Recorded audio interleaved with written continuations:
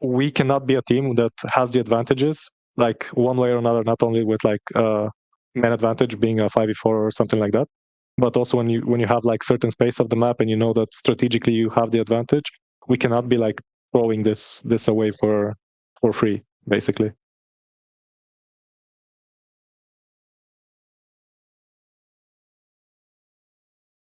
Hey guys, this is Pedro back with another interview covering VCT Americas KICKOFF 2025. For this occasion, I'm here accompanied once again by itopata of Leviatan, the head coach of said team, coming off of a match against G2 where they lost 0-2 to thus go down in the lower bracket. So itopata, thank you so much for giving me a chance to talk, for me to talk to you for another interview. Obviously, coming off of a loss, not really the best of emotions right now, but nevertheless, I got to give you the obvious opener.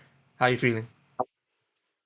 Oh, obviously, I don't feel great. I feel like what we showed today was really bad, and I'm really unhappy with the way that we played. So the one good thing is I feel like we can only improve from here. Yeah, I mean, definitely. I would say it's like a vast contrast to to the kind of game you guys showed against Fruity and that previous match. I mean, obviously, looking at G2, they are looked at as like one of the best teams in the league. But nevertheless, there's a little bit of intrigue with the past history with you guys beating G2 in Stage 2 playoffs, grand finals, and then before that. Nevertheless, I want to ask you just sort of like what was your or more so, what was the biggest challenge that basically affected the team in not performing well? Oh, I feel like we messed up a lot of the strats that we have. I don't know why this happened. I feel like people like the round starts and people are just not in the places that they're supposed to be. Which honestly is pretty concerning mistakes on this level. And when you're playing against a team like G2, there's no way they're not going to punish that. You know. Mhm. I mean, what did you feel was like the main cause behind that? Do you feel like is this a simple like off day, or maybe something like happened to the mental of the team? Within the match, or anything else beyond that? Mm, it's hard to say right now. I feel like I need to like rewatch the game and like hear the comms again because obviously in the moment it's a little bit different and then when you're a little bit more chill and you watch it after the game. But from what I saw so far, it was from what I saw live, it was a lot of bad synergy on the communication between all of the players. I feel like we weren't like properly setting up. For example, we weren't properly setting up Demon1 on B. Like he had a couple of rounds when he had the operator, and we just couldn't properly set it up. Which like when you do that against a team like G2, they're going to punish you 100% of the time. Hmm. I mean, obviously, it kind of felt like the G2 was kind of like overwhelming you guys in pro, like basically leaving you guys, or more so, basically not giving you guys any chance to start anything, right? This is what kind of feels like, right? Especially in that first map, but just like on that first map, right? Mm, I feel like we did have our chances, especially like in the first rounds before they started snowballing, where the rounds were in our favor, and then we just threw it. And after that, once they took control, they just didn't let go. But that's exactly what you would expect from a team like G2, you know. Mhm. So we cannot be a team that has the advantages, like one way or another, not only with like man advantage being a 5v4 or something like that, but also when you have like certain space of the map and you know that strategically you have the advantage, we cannot be like throwing this away for free, basically. Mhm. I mean, for sure, definitely looking, or hopefully you guys can look more into that when you guys do the VOD reviewing Yeah. later on down the line. Auburn Fracture, though, you guys obviously improved, even like tying at the very end of that map, at 9 rounds apiece, coming from like 9-5 down, and great testament to the team's improvement on that regard. Nevertheless, you guys would go on to lose, 13-9. But does it take away like the sort of improvement you guys showed on that map? Going into that kind of thing, what do you feel like? Just helped you guys kind of improve much more than what you guys showed it in map one? What you guys kind of go over during the break, also between map and one and two, and going from that to the map two.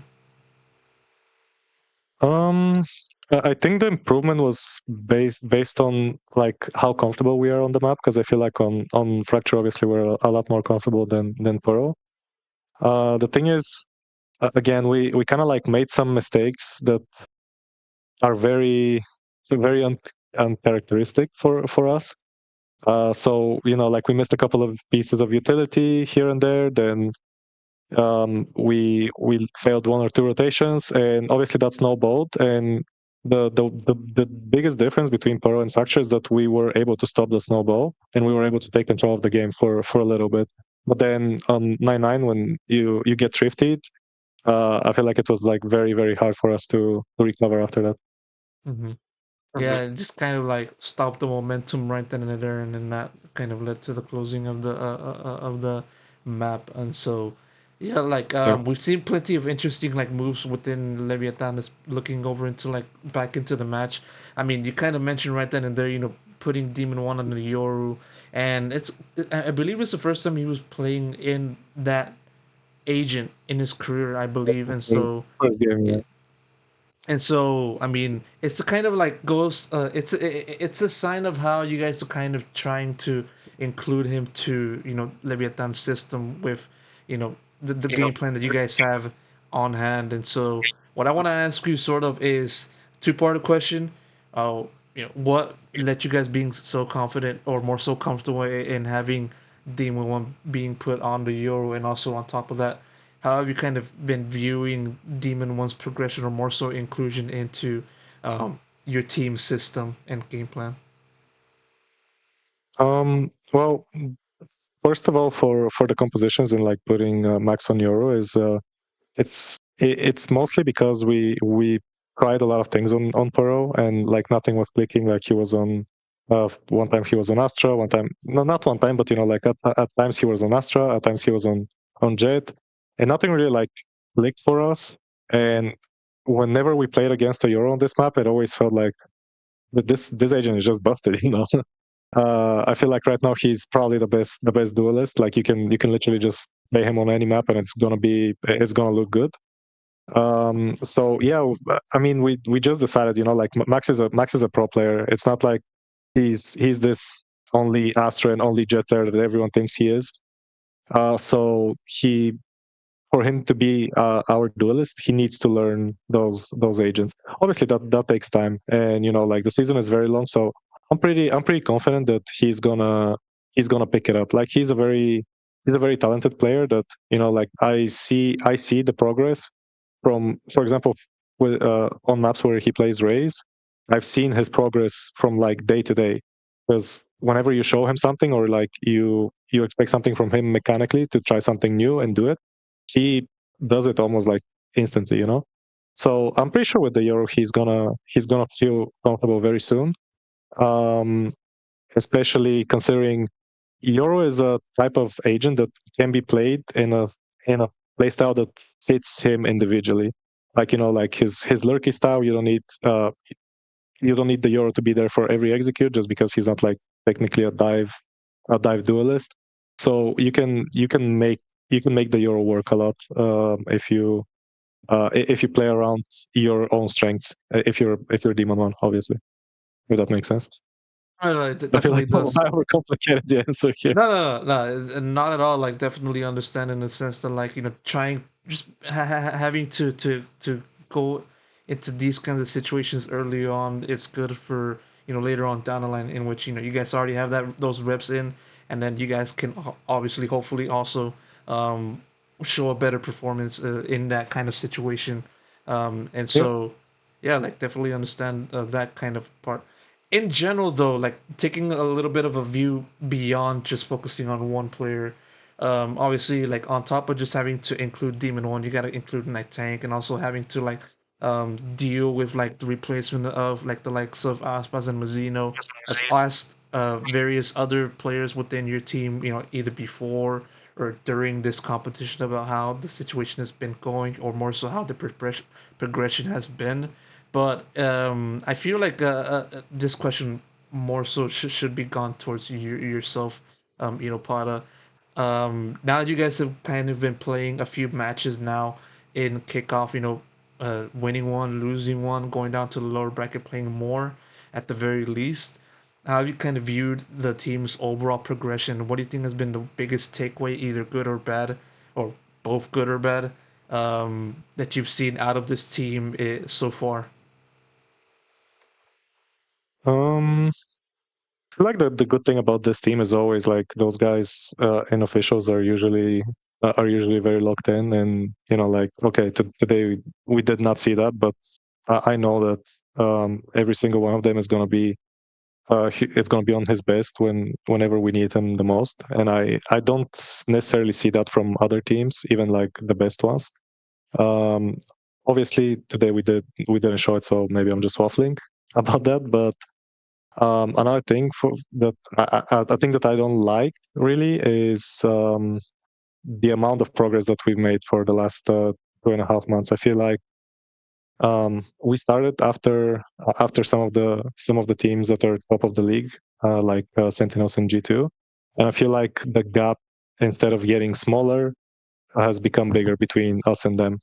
So this is something that is concerning, and we need to find. We need to find. We're searching for a solution. I feel like we did make some recent progress in the last 1 or 2 weeks, but we need to find like a long-term solid solution that's gonna allow us to catch up on them. Interesting that you kind of finished the answer on that note. I mean, what do you feel has to be done in order for like once you see that, then you feel like okay, now we're getting better. Now we feel like the gap is closing. If there's one thing in mind that you feel, uh, such a thing happens leads to that kind of conclusion, what would that be? I feel like we need some more consistency in the way that we work. We tried out a lot of different things, and obviously, like with the time that we have, um, we just couldn't find the consistency that we need.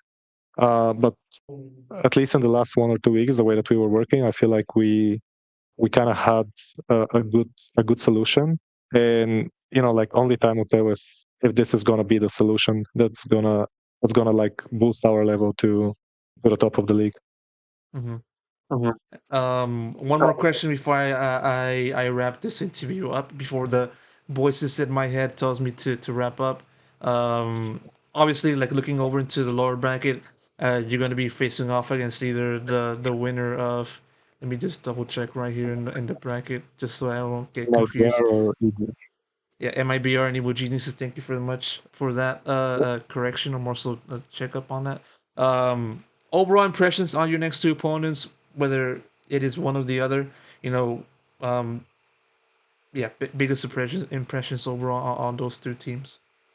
Mm, from what I saw, I mean, I'm not really surprised at the level that both of those teams are showing. I do feel like they're kind of similar. I feel like tomorrow is going to be like a three map game, and I do feel like they're both teams that we should be able to beat, but at the same time, it's really up and up to us and in our hands to like actually show up, actually do what we know that we can do and win the game. Otherwise, if we just let either EG or MIBR control the game, then it's going to be very very hard for us. So like I do feel like they're both good teams, but I think we can be better than them. And hopefully you guys are able to make that happen in due time, of course. And so, Itopata, I'm gonna have to wrap up the interview right here. Thank you so much for answering all of my questions, giving us an insight as to the current state of your respective team, and hopefully, of course, you guys can bounce back in your next match. So, Itopata, thank you so much. Really do appreciate it once again, and best of luck goes to the team. Yeah, thank you, man. I appreciate you.